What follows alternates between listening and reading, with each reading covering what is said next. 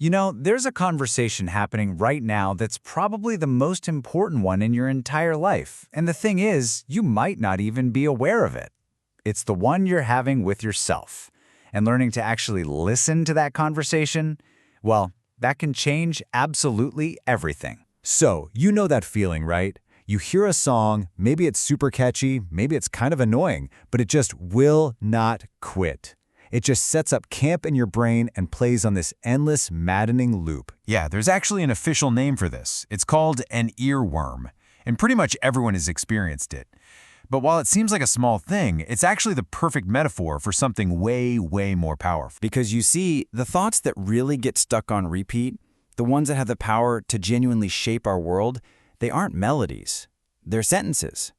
The sentences we tell ourselves over and over and over again. And if you want to see just how high the stakes can get with this, we've got to look at a pretty intense historical case study. King Saul. I mean, he is the perfect, tragic example of what happens when a toxic earworm completely takes over. So this was the line. This was the song that the women of Israel were singing to celebrate a huge military victory.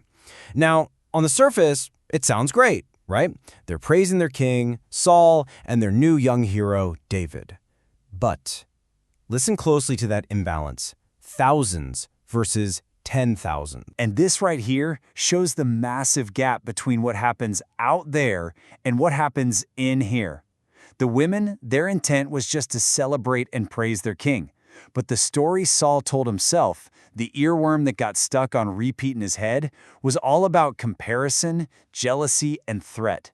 He took a victory chant and turned it into a prophecy of his own doom. Okay, so this brings up a really important question. How does some random comment from the outside become a destructive belief on the inside? Well, it all comes down to a choice that every single one of us has to make every single day. Let's try an analogy. Think of the world as a giant radio station that's always on. You can't control what the DJ is going to play next. It's just out there. But you are the one who decides which songs you download. You decide what goes onto your personal playlist.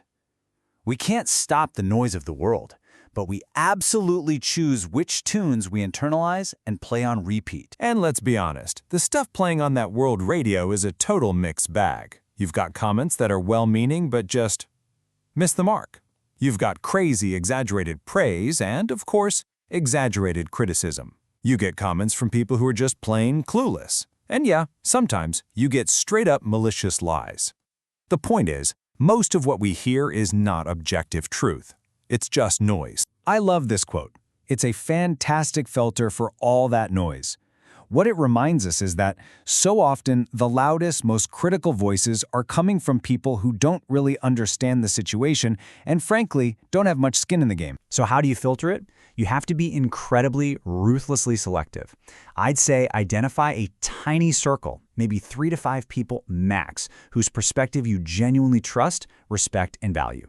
Those are the voices worth considering for your personal playlist. Everything else, it's just noise from the cheap seats. But here's what's so fascinating. King Saul, he actually knew how to do this. I mean, early in his reign, way before that destructive earworm took over, he showed he had this incredibly powerful counterintuitive skill. See, when Saul was first anointed king, a lot of people praised him. But the text also says some scoundrels looked at him and said, "How can this guy save us?" They totally despised him. And Saul's response to their scorn? Nothing. He said nothing. He kept his peace. He refused to let their words become his internal playlist. And this is where it gets mind-blowing. The original Hebrew word used there to describe Saul's silence is charash. But here's the thing. Charash has a double meaning. Yes, it means to be silent or to keep your peace, but it also means to engrave, to carve, to plow a field. The exact same word for being quiet is the word for carving something permanently into stone. This is such a profound idea. Silence isn't passive. It's not just an absence of something. It is the active, powerful moment where you get to decide. By choosing to be silent on the outside, you seize the ultimate power to decide what gets engraved on the inside. So this brings all that power right back to you and me. Saul eventually lost this ability, but we can learn from both his big failure and his early success. At the end of the day, we are the ones who control what gets written on our hearts. So let's just break down exactly how it works. It's a pretty simple process. First, some external voice speaks. Second, you choose to listen, to give it your attention. And then, here's the most critical step of all. You repeat it to yourself. That repetition, that's what turns a fleeting sound into a permanent inscription. So if you remember one thing, let it be this. Someone else's words are just breath. They're just air. They have no power to carve anything on you by themselves. The only one who can do the engraving is you. Your internal repetition is the chisel. So the goal isn't to have a totally silent inner world. Not at all. The goal is to get your inner voice to harmonize with the right voice. The Bible puts it like this: the Spirit testifies with our spirit.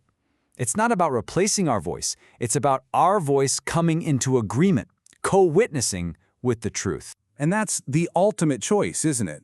It's not just about what you listen to, it's about what your inner voice chooses to agree with and bear witness to. So when your inner spirit agrees with all that noise, the negativity, the fear, the criticism, the clueless comments, your inner world is going to start to reflect that darkness. But when you make the choice to align your spirit with the voice of truth, of hope, of love, your inner world is transformed. You literally start playing a different song. So in the end, you are the artist of your own heart. Other people can hand you suggestions, they can shout from the cheap seats, but they can't touch the stone. Only you hold the chisel. So, let me ask you, what are you carving today?